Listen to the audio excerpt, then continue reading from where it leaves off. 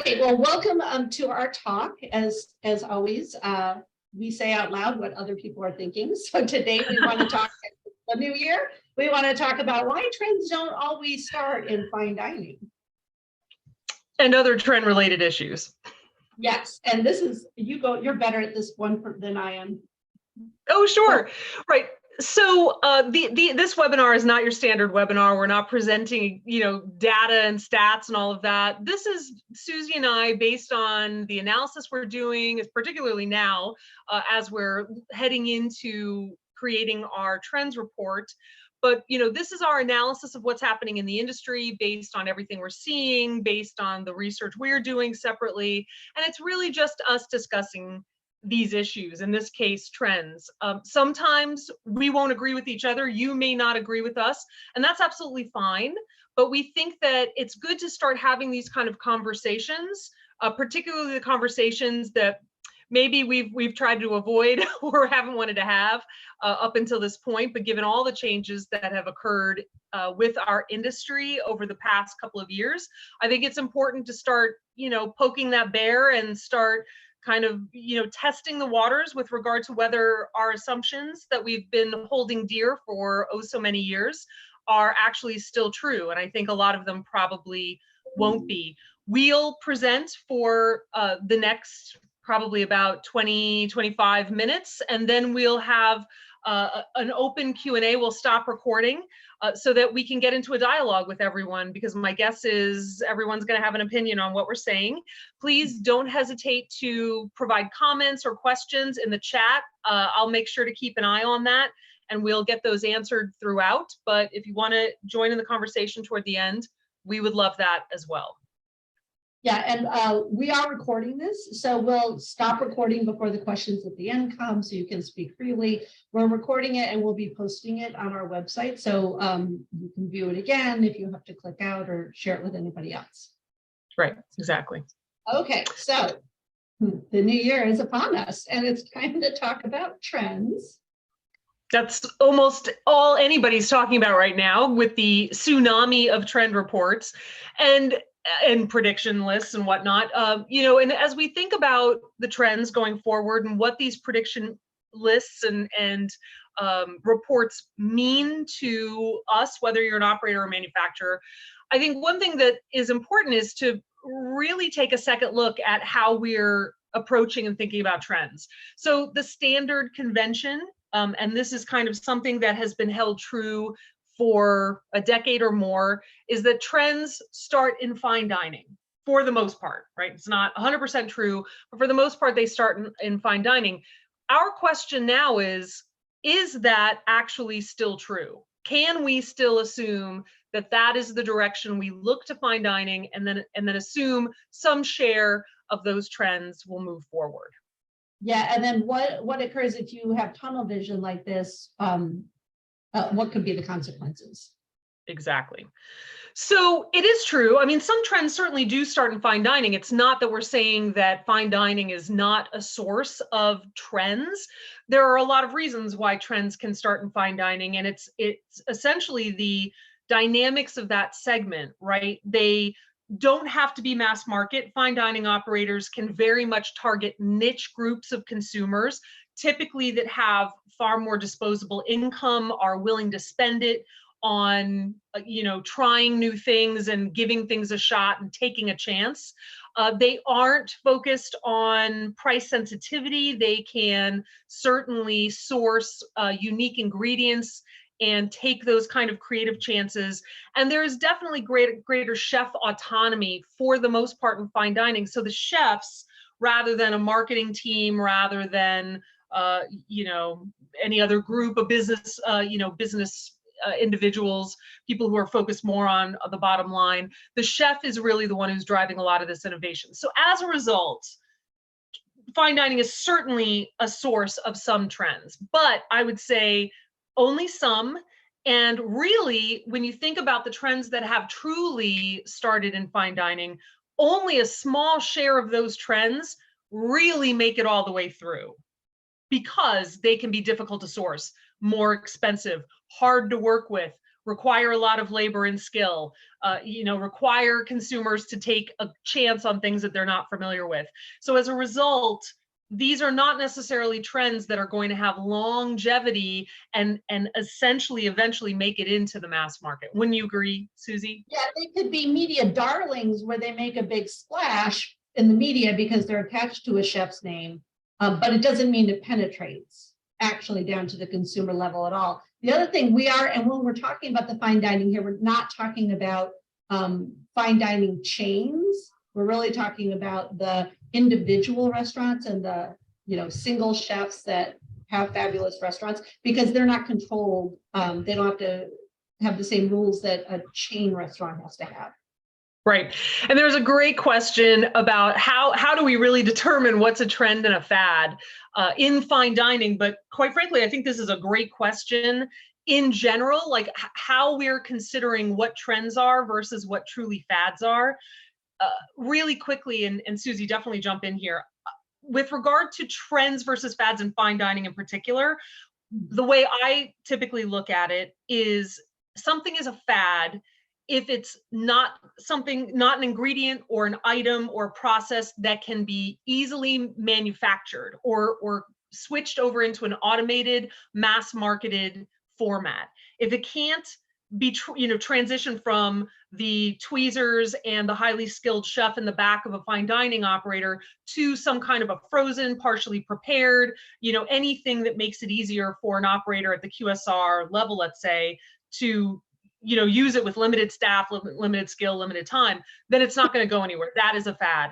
If it's too expensive, if it's very scarce, if it's difficult to source, if it's something that will never easily translate into what Americans can understand and what they will feel comfortable trying. So for example, is it something that you can present in a format that is grab and go, that would work for a burger operator, that can be incorporated into a sandwich, a burger, anything that will make it approachable? Then I think all of that can eventually lead to it solely being a fad. It starts and stops in fine dining. Susie, Yeah. What are your thoughts on that? So we think of the words a little bit differently. I actually can't stand the word fad. It's like nails on a chalkboard, because we kind of think of, sort of similar to what you're saying, but we think of a fad as a very short-term trend, something that's a little bit of a one-hit wonder, kind of comes and goes, and it could be for all the reasons you just named. But a fad kind of discredits the impact it could have, because it could be a one-hit wonder that comes, makes a gigantic splash all over media, consumers are chatting about it, and disappears quickly. So it kind of discredits the power it could have, even though it's kind of short-lived. Whereas a trend tends to be a little, longer life cycle, has more drivers behind it, as you said, has more affinity, has a lot more base underneath it to kind of hold it up. But yeah, the word fad absolutely drives us mad. I'm gonna go to our next slide. Yep. Can I just say one more thing about the fad thing, Susie? I think here is the biggest issue that our industry has, and though I know you don't like the term fad, I'm just going to use it because it's easy to kind of wrap your heads around. I think that the problem now, particularly with the impact of social media, which we will get to in a slide or two, is really conflating what a fad is, what a micro fad can be, where it literally is coming and going so quickly, versus what is actually, to Susie's point, grounded in fundamental shifts in consumer and operator behavior. If it's not grounded in those shifts, one way or another, if it hasn't been born out of it, if it isn't associated with it, it's going to come and go so quickly that as an operator or manufacturer, you will have no time to ever jump on it. And by the time, because it takes time for large scale operations, whether you're a manufacturer or an operator, to really leverage a trend, right? You can't get it out in a month more often than not.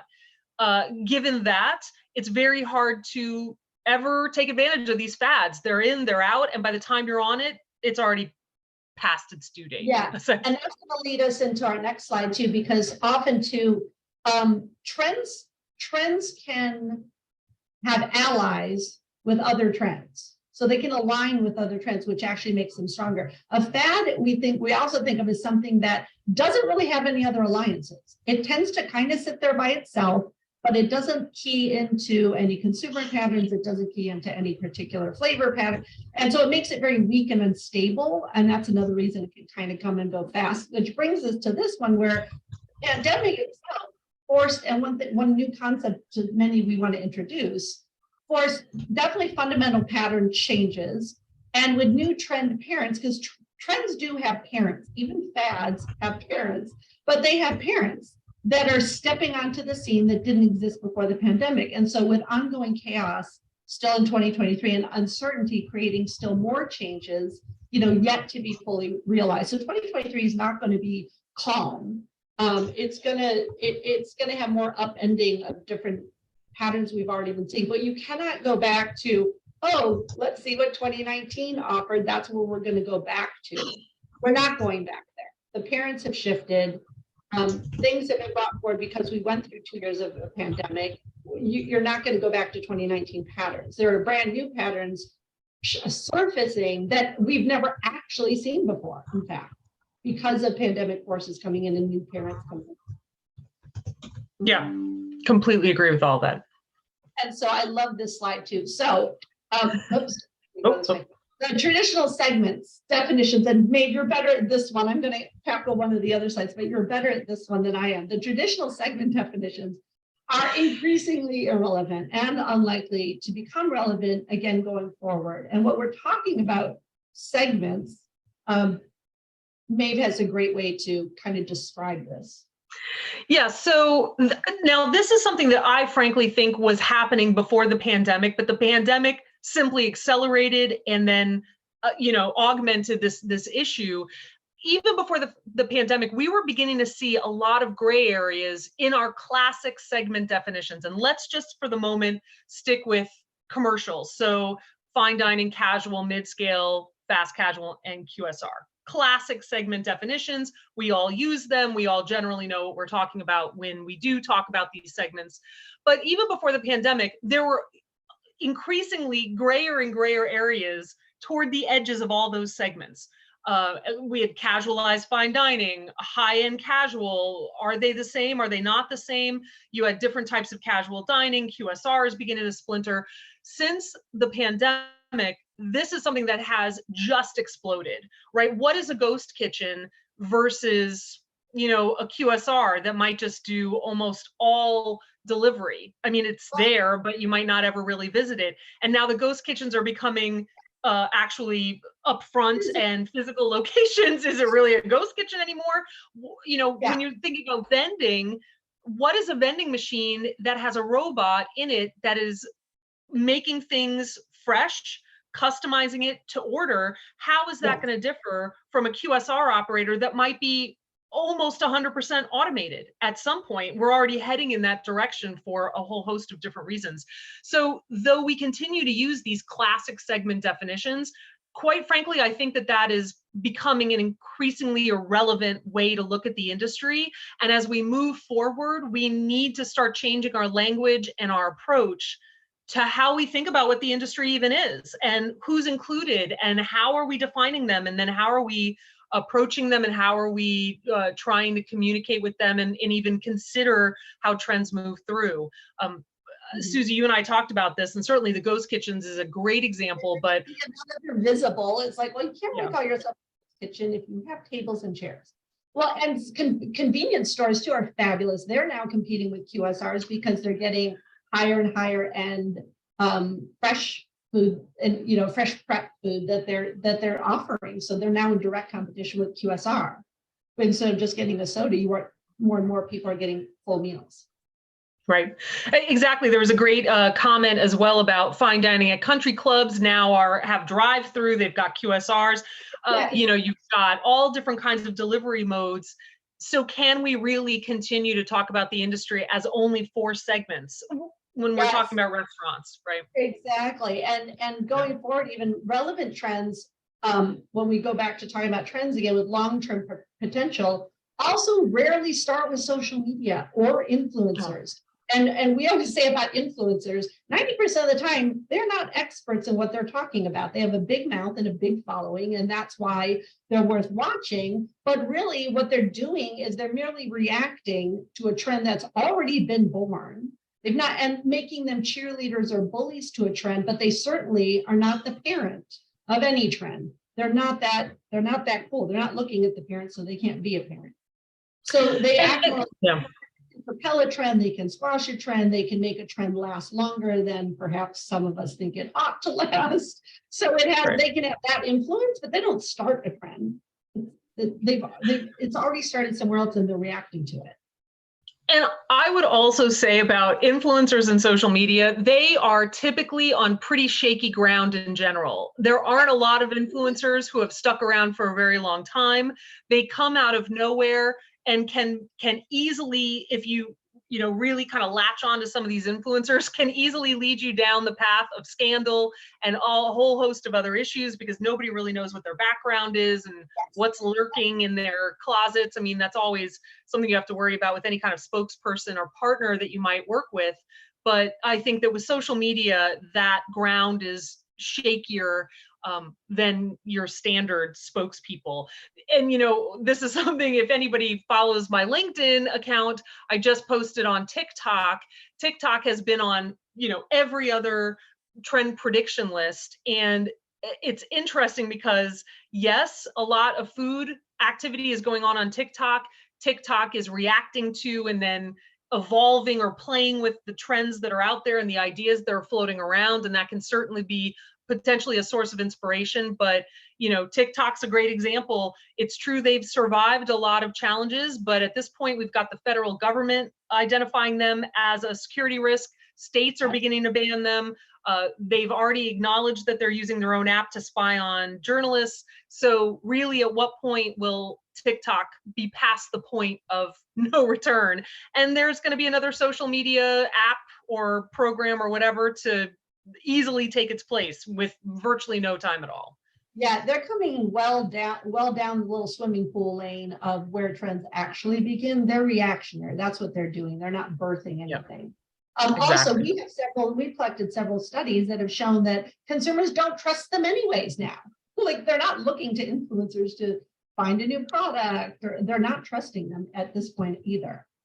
Right. So the reality is, trends start in many ways, completely disassociated with fine dining. Trends can start outside the food industry. And in a minute, I'm going to show you an actual example in real time of how one was born years and years ago and where it is today. Trends can also birth other trends. So trends can cause another trend to be born or uplift a trend that's kind of sitting in the background. They can also ricochet to other categories. So trends can, let's say, start in the cocktail scene and move over to the dessert scene. And you would need to know that's coming. Trends can start in the travel industry, the pharmaceutical industry, the diet industry, and move into the food industry. And we can also, it can work backwards too, right? We can have effects on other industries next to us. And trends also evolve into new trends, which is, again, part of the example I'm about to show you. It's a very fabulous, complex trend I'm about to show you the birth pattern of. So they can morph into something new, and you have to hopefully have a system in place where you can see that that's about to happen. And probably a beginning of March, Maeve and I do a one yearly report a year on trends, and all of these types of patterns are within that report. So it's kind of exciting to talk about it now, because we are now in the middle of creating that massive report that we launch in just a couple months that show how some of these patterns work and can kind of keep you safe throughout the year. Yeah. And before we round out, before I pass this off to Susie so she can go through this example, I would say that the one thing, if you don't take anything else from this webinar, is that we really, as an industry, need to be looking more often outside of our own industry. I think we've been very insular in the way we consider how trends even move. This idea that, well, it's fine dining and then through, or maybe it's grocery, or there are a ton of trends that can start well outside of our industry, and not just from associated like travel and government regulation, but we're talking about health and beauty, makeup, fashion. A whole host of other industries are having a huge influence on flavors, formats, cuisines or cultures that we're looking to for inspiration, colors, textures, presentations, all of that. And if we don't, I think as an industry, be more cognizant of how many trends are starting well outside of us and influencing us before we really typically have been prepared for, then I think that we're going to be missing a lot of what's happening, because we can thank social media for breaking down all the boundaries and for increasing the speed of information to almost the speed of light. And so we need to be better at staying on top of everything that's happening well beyond our own borders as an industry, so that we can better be prepared and be more agile in addressing some of these cultural shifts before we actually see them for the first time impact food. Yeah, and because we always say, if you don't know where a trend came from, then you also probably don't know the longevity of it. How long is it going to last? Where is it going to move next? It's not enough to know a trend exists. If you don't know where it came from, the longevity, and where it's going next, what's your strategy going to be? How are you going to enter it? How are you going to navigate it? You have to know far more than, oh, it exists from some trends list. So I'm going to go ahead and take 5 minutes. I'm going to go lightning fast, but remember, it's recorded. You can see it again as many times as you want to replay what I'm about to show you. This is a very complex, fabulous trend that's been going on actually for years. So I'm going to take you back to before it was even born. So again, this was Maeve's focusing only on fine dining, as she said, means missing many other opportunities and greater long-term potential. Okay, so this is our birth pattern case study. Also note, every single trend has its own individual footprint. It has its own individual birth pattern, its own set of parents, its own longevity charts. It's completely separate from every other trend. So every trend has a totally different way of how it's come into being. This is an oldie but a goodie, but it's still going on. This is the Southern food trend in this country. So this is a link diagram. This is going to show you the birth pattern as it started. And in the beginning, 2007, when we saw it as when it did not exist yet, we use link diagrams to sort chaos. And this is how we, back in 2007, revealed that this is absolutely could be a trend. What it was missing was a single voice or a champion kind of carrying it forward. So back in 2007, it had several consumer drivers tracking into soul food. Now we call it Southern food, but back then it was soul food. The trends and the drivers for consumers back then: authenticity, simplicity, regionalism, clanning. All of these are the backbone of soul food. Health drivers at the time were whole grains, beans, and dark greens. Also the backbone for Southern cuisine. The media descriptors coming out that year, we had caught that Brittany, France, Israel, Africa, Philippines started calling their own food soul food, which is not their term. It's an American term. So this term was penetrating media of other countries at the time. The regional cuisines at the time in this country were African, French, South American, Caribbean, Cuban, which are the backbone of what make up soul food. So that there was this convergence of those regional cuisines hitting the country, set it up for soul food. Industry events at the same time, Washington Post had come out with testing soul food recipes, which I'm going to show that in a second. But barbecue sauces were coming out from several prominent chefs at the same time. Regional barbecue itself was on a rise. It was showing up individually from different southern regions, but Minnesota was bragging about its barbecue, what they do with barbecue, same with areas of California, New Mexico. So this whole picture shaped up where we were like, uh-oh, this is a new birth coming forward. So now if we go to a time link diagram, which will show it moving in real time, this was actually a courier birth. So like I said, they have parents. The parent of Southern food trend was actually the book industry, not the food industry. So it started with book publishers. What happened, that was at Washington Post. What they did was 8 Southern cookbooks launched all within a 4-month period.